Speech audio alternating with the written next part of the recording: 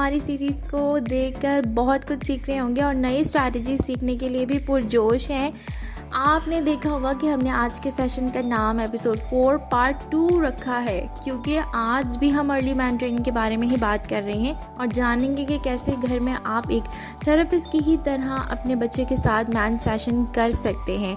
अगर आपने episode 4 part 1 नहीं देखा तो यकीन जानिए आपको इस वीडियो में बहुत सी बातें बिल्कुल भी समझ नहीं आएंगी और आप इस सेशन से फ़ायदा नहीं उठा सकेंगे। अच्छा, अगर आप पहली दफ़ा हमें ज्वाइन कर रहे हैं तो हमारे फेसबुक ग्रुप को भी ज्वाइन कीजिए और वहाँ आप अपने सवालात भी पोस्ट कर सकेंगे। मैं पूरी कोशिश करूँगी कि बर वक्त आपके सवालात के जवाब भी दे सकूँ। इसके अलावा आप भी पोस्ट पर अपने तजुर्बे के मुताबिक वालिदैन को मदद फराहम कर सकते हैं और इंशाल्लाह हम एक दूसरे का सहारा भी बनेंगे। हमारे YouTube चैनल को भी सब्सक्राइब कर लीजिए ताकि आने वाले लेसन्स की नोटिफिकेशन फौरी तौर पर आपको मिल जाए और आप इस प्रोजेक्ट से भरपूर फ़ायदा उठा सकें। हम ABA थेरेपी को आपके घर तक तो ले ही आए हैं, बदले में सिर्फ यही चाहेंगे कि आप इसको फैलाएं और हमारी मदद करें ताकि तमाम वालिदैन तक हमारा पैगाम पहुंचे और वो भी हमारे साथ इस सफ़र में साथी बन जाएं। आज हम अपनी बात को जारी रखेंगे वोकल मैन ट्रेनिंग के हवाले से, क्योंकि सभी ये चाहते हैं कि इनका बच्चा मुंह से बोलकर ही अपनी बात को समझाए और कम्युनिकेट कर सके, मगर कुछ केसेस में ऐसा भी मुमकिन नहीं होता है क्योंकि कोई ना कोई डिफ़ॉर्मिटी है जिसकी वजह से किसी ना किसी ऑगमेंटेटिव सिस्टम का इस्तेमाल करना पड़ जाता है और मुस्तकबिल में इन उन्वानात को तफसील से हम कवर करेंगे। आपने देखा होगा कि ऐसे कई केसेस हैं जिसमें बच्चे के पास अल्फाज होते हैं, वो चीज़ों के नाम भी लेता है, इन्हें सब मालूम है कि ये मेज़ है, ये एप्पल है, ये केक है। वो बच्चा अल्फाज का इस्तेमाल करके वक्त पर इस चीज़ को मांगना नहीं जानता। इन बच्चों के लिए भी अर्ली मैन ट्रेनिंग की जाती है। पिछले एपिसोड में हमने बेसिक टर्म्स के बारे में सीखा था जिनको समझना आपके लिए निहायत ही ज़रूरी था।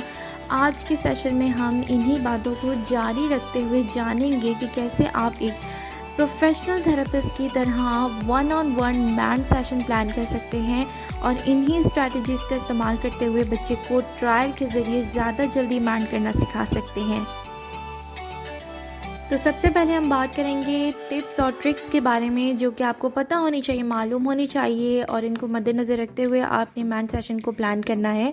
तो सबसे पहला है पिक 5 मैन्स। आपने पार्ट 1 देखकर रेनफोर्सेस की लिस्ट तो तैयार कर ली होगी। इसमें से पावरफुल रेनफोर्सेस को सबसे पहले मैन ट्रेनिंग में इस्तेमाल करेंगे, क्योंकि जितनी ज़्यादा पसंद की चीज़ होगी इतनी ज़्यादा बच्चा कोशिश करेगा बोलने की। इस बात का भी ध्यान रखना कि ये 5 अल्फाज किसी एक ही कैटेगरी में से ना चुनने, जैसे सारी चीज़ें सिर्फ खाने पीने की ना हो। हर कैटेगरी में से कोशिश करें कि मैन के लिए लफ्ज़ों का चुनाव करें।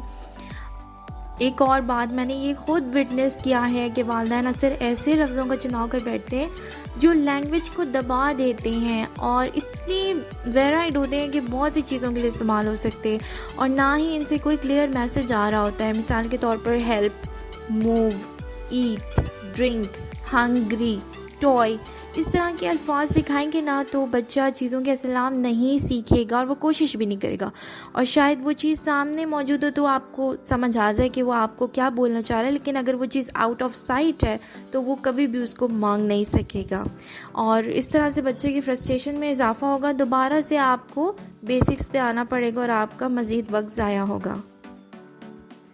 वर्ड्स बिफोर सेंटेंसेस, इसको 2 दफ़ा पढ़ लीजिए क्योंकि जी हाँ ये इतना ही ज़रूरी है।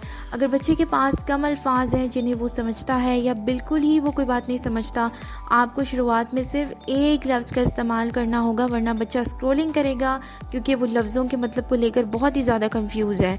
आपको एक मैं मिसाल देती हूँ और ये केस मेरे सामने का ये कि एक माँ ने बच्चे को कुकी का पैकेट ओपन करने के लिए सिखाया, ओपन कुकी, जिसके बाद अगर उसे कोई भी चीज़ के लिए मदद दरकार होती थी, उसे वो चीज़ खोलनी होती थी तो वो बोलता था ओपन कुकी। मिसाल के तौर पर दरवाज़ा खोलना है कहेगा ओपन कुकी, बॉक्स खोलना है कहेगा ओपन कुकी। तो माँ को बच्चे के साथ वापस से काम करना पड़ा था, उसका वक्त भी ज़ाया हुआ था। और मुस्तकबिल में हम इस पर भी बात करेंगे कि कैसे 1 से 2 और 2 से 3 लफ्ज़ों के जुमले इस्तेमाल करना सिखाए जा सकते हैं। लेकिन क्योंकि हम आज तो अर्ली मैन ट्रेनिंग के बारे में बात कर रहे हैं तो हम उन्हीं बच्चों को टारगेट कर रहे हैं जो कम बोल रहे हैं या बिल्कुल नहीं बोल रहे। इसके अलावा जब आप घर में भी हैं तो बच्चे के साथ बात करें, कोशिश कीजिए कि जुमलों के बजाय आप लफ्ज़ों का इस्तेमाल करें, जैसे काम करते हुए, या अगर आप इसके पास मौजूद हैं तो जो चीज़ें इसके आसपास है सराउंडिंग्स में, या अगर कोई एक्टिविटी कर रहे हैं तो एक्शंस को डिस्क्राइब करें, चीज़ों के नाम बताएं।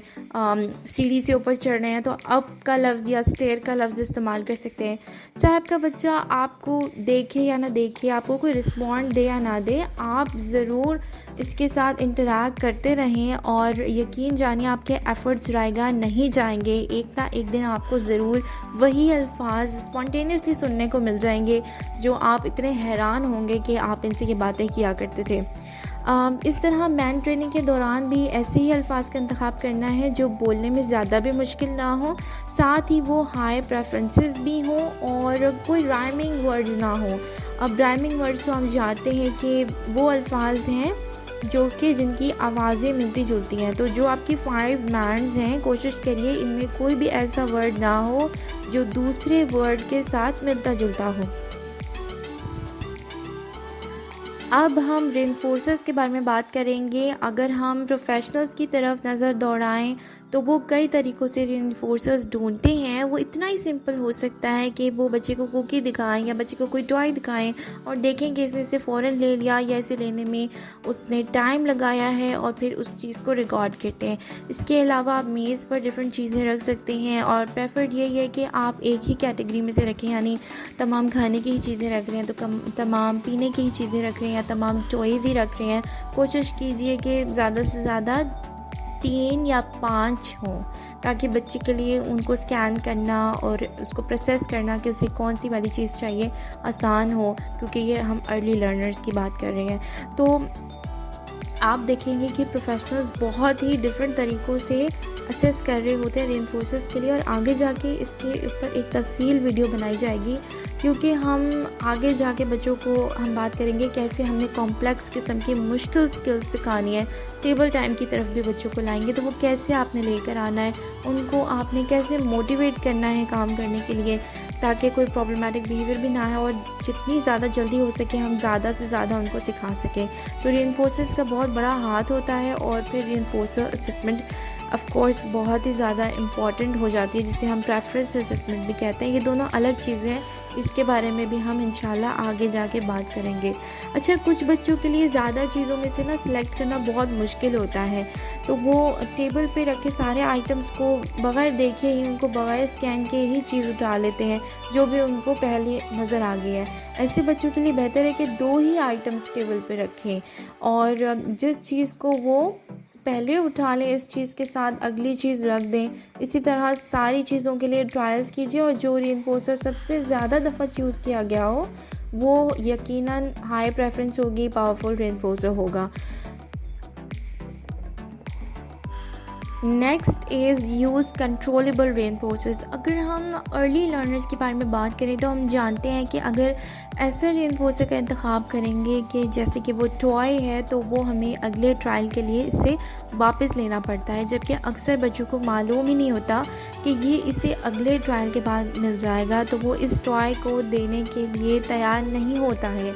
इसलिए जब अर्ली मैन ट्रेनिंग की बात की जाए तो तजवीज़ की जाती है कि थेरेपिस्ट ऐसे रेनफोर्सर का इंतखाब करें जो ख़त्म हो जाए। मिसाल के तौर पर बबल ख़त्म हो जाते हैं, खाने पीने की चीज़ें ख़त्म हो जाती हैं, और टिकल्स हैं या गुदगुदी है तो इसको आप कंट्रोल कर सकते हैं ना।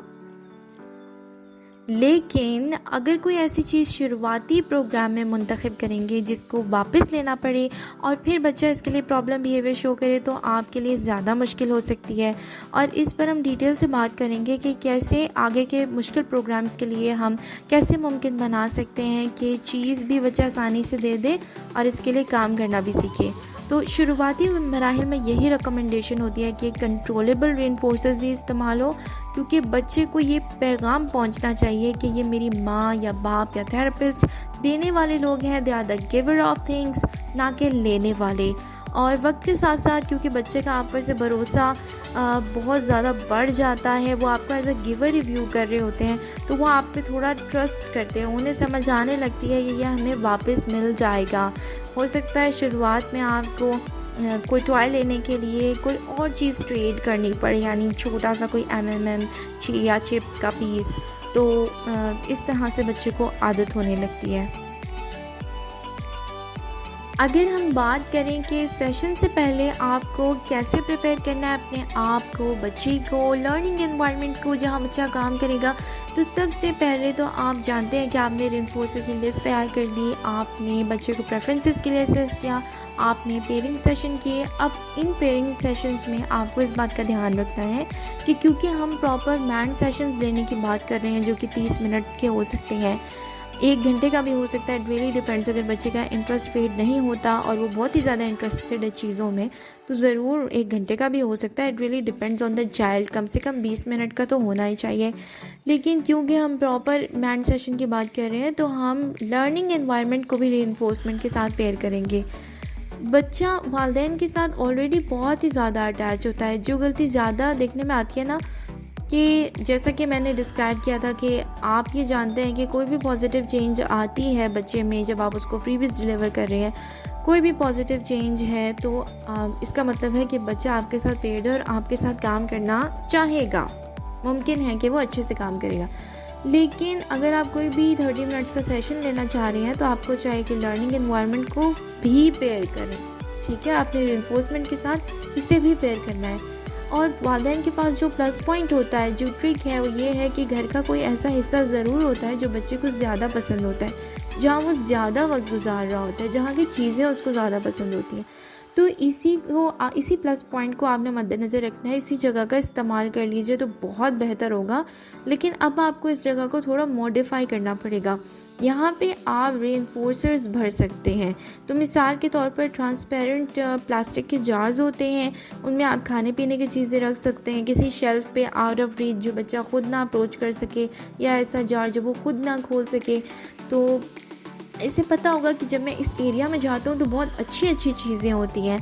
तो फॉर एग्ज़ाम्पल आप अगर सेंसरी टच फीली बुक्स रख सकते हैं, सेंसरी टॉयज़ की बकेट रख सकते हैं, या अगर बच्चे को स्विंग पसंद है, बच्चे को एक्सरसाइज बॉल पसंद है, जो भी चीज़ें उसे पसंद है वो आप वहाँ पे भर दें उस जगह को उन प्रेफरेंसेस से।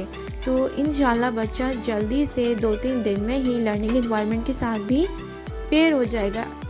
इस बात का भी ख्याल रखना है कि इन रेनफोर्सर्स का एक्सेस पूरा दिन बच्चे को नहीं देना है।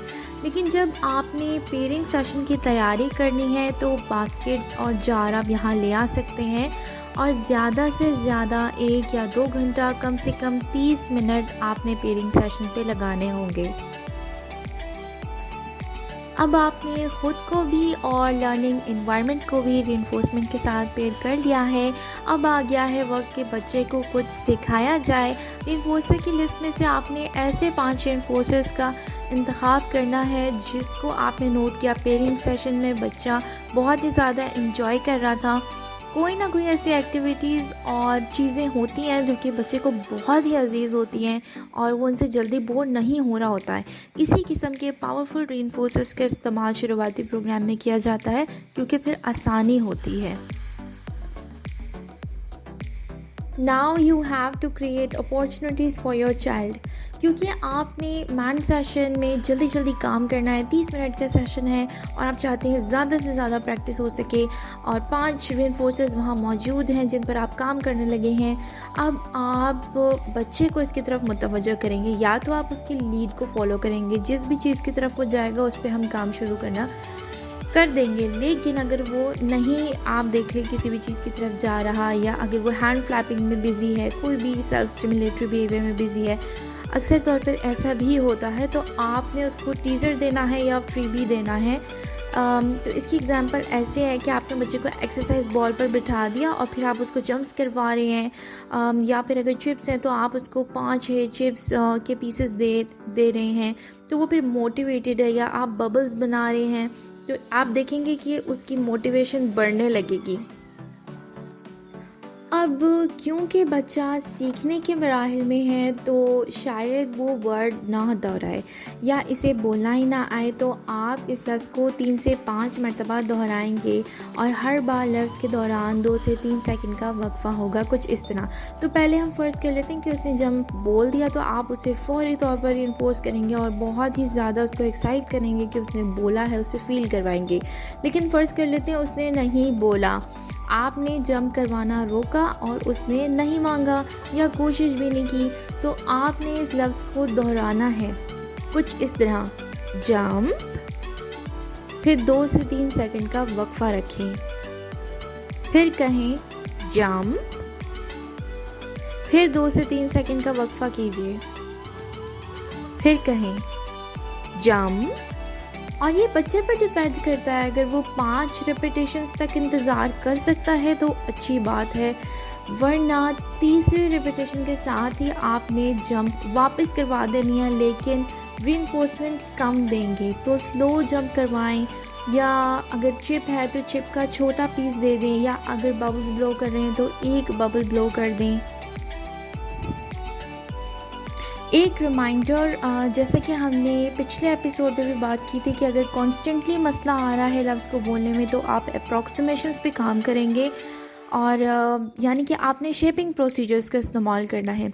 अच्छा, रिपीटिशन से होता ये है कि बच्चा बार बार इस लफ्ज़ को सुन रहा होता है और ये लफ्ज़ इस चीज़ या एक्टिविटी के साथ पेयर हो जाता है, और कुछ दिनों के बाद वो इसके लिए मेहनत करना सीख जाएगा। इंशाअल्लाह आपकी कोई भी मेहनत रायगा नहीं जाएगी।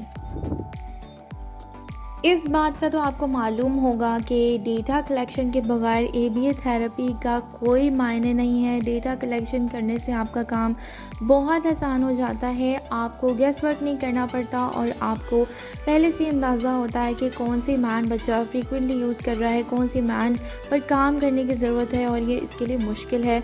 इसके अलावा आपको डेटा देखते ही साथ समझ आ जाएगा कि कौन सी मैन मास्टर कर ली गई है और आप इसकी जगह कोई और नई मैंड पर काम करना शुरू कर सकते हैं।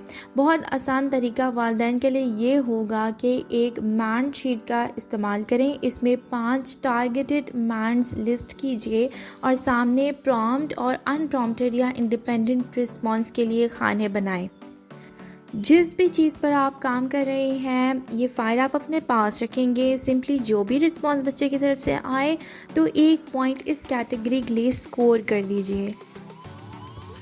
ये डेटा कलेक्शन बहुत ही ज़्यादा ज़रूरी है क्योंकि आप मास्टर्ड मैंड्स की भी एक लिस्ट तैयार करेंगे और इन मैंड्स को आप वक्त के साथ साथ रिव्यू करते चले जाएंगे, क्योंकि जब बहुत ज़्यादा मैंड्स बच्चा माशाल्लाह सीख जाता है तो उसके बाद आपको इस बात का ध्यान रखना होता है कि वो उसे वापस ना भूल जाए। इसके अलावा जब आप एडवांस मैंड की तरफ जाएंगे, जैसे आउट ऑफ साइट आइटम्स के लिए रिक्वेस्ट करना सिखा रहे होंगे या इंफॉर्मेशन या अटेंशन के लिए रिक्वेस्ट करना सिखा रहे होंगे, तो ये डेटा आपके बहुत ज़्यादा काम आने वाला है।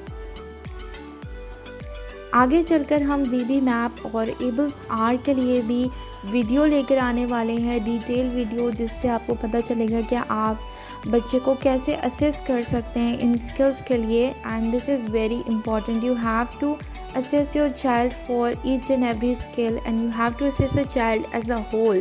तो इंशाल्लाह वो वीडियोस बहुत जल्द आने वाली हैं। और अब हमारा आज का एपिसोड अपने इख्तिताम को पहुंचने वाला है। मैं पेरेंट्स से कुछ बातें डायरेक्टली कहना चाहती हूँ। सबसे पहली बात ये कि आपने हार नहीं माननी है। इन स्ट्रेटजीज़ का इस्तेमाल करते हुए बड़े बच्चों को भी बोलना सिखाया गया जो कभी नहीं बोले या जिनकी वोकैबुलरी बहुत ही मिनिमल थी। इसके अलावा शुरुआत में आपको हो सकता है हार ही हार का सामना करना पड़े, आपने डीमोटिवेट नहीं होना, ये बहुत नॉर्मल है, ऐसा अक्सर हो जाता है कुछ केसेस में। लेकिन साथ ही वापस चेक कीजिए कि मैं कोई स्टेप तो नहीं मिस कर रहा। याद रखिए कि आपके बच्चों को खुश और खुर्रम वालिदैन की ज़रूरत है जो कि हार नहीं मानने वाले हैं। अच्छा, आप जब देख रहे हैं कि आपको मैंड सेशन में रिस्पांस आना थोड़ा बहुत शुरू हो गया है, तो आम रूटीन में भी आपके पास ये बेनिफिट है कि आप बच्चे के पास 24 घंटे मौजूद है। आपने हर मोमेंट का फ़ायदा उठाना है। तो अगर बच्चे को फॉर एग्ज़ाम्पल पानी चाहिए, आप 2 सिप डाल दें, that would be counted as a teaser. और फिर उसके बाद जब वो वापस पानी मांगेगा, क्योंकि उसकी प्यास ख़त्म नहीं हुई होगी, तो आप फिर उसे डिमांड कर सकते हैं कि वो मुझे बोल के बताओ बेटा। तो आप ये नहीं बोलेंगे, आप अपने होंठों की तरफ इशारा कर सकते हैं। कोई भी लेस इंट्रूसिव प्रॉम्प्ट का इस्तेमाल कर सकते हैं जो बच्चे के लेवल के हिसाब से हो, जैसा हमने पिछले वीडियो में बात की थी प्रॉम्प्ट के बारे में। और आखिर में आपने प्रॉम्प्ट करने के बाद जब बच्चा सीख जाए लफ्ज़ को बोलना, तो प्रॉम्प्ट फीडिंग करना नहीं भूलना है। ये तमाम टॉपिक्स हम पिछली वीडियो में कवर कर चुके हैं। मैं जाते जाते आपसे ये ज़रूर कहना चाहूँगी कि अगर आप हमारी वीडियोस को एंजॉय कर रहे हैं तो प्लीज़ कमेंट ज़रूर करिए, या कोई सवाल हो तो कमेंट सेक्शन में आप डाल सकते हैं। और ताकि मुझे अंदाज़ा हो जाए कि कॉन्सेप्ट आप लोगों को क्लियर हो रहे हैं, आप हमारी सीरीज़ को एंजॉय कर रहे हैं, हमें किसी किस्म की इम्प्रूवमेंट की ज़रूरत है, तो ज़रूर हम आपकी राय को आगे रखेंगे और हम उसी के हिसाब से अपने प्रोग्राम को लेकर चलेंगे। उम्मीद है आज की वीडियो आपको बहुत ही पसंद आई होगी। बहुत से प्यार के साथ ही आपसे इल्तिजा करते हैं कि मुझे दुआओं में भी याद रखें और मेरी मदद कीजिए ताकि ऑटिज़म पेरेंट ट्रेनिंग प्रोग्राम से तमाम ऑटिज़म पेरेंट्स मुस्तफ़ीद हो सकें। See you in the next video. Till then, God bless, love you.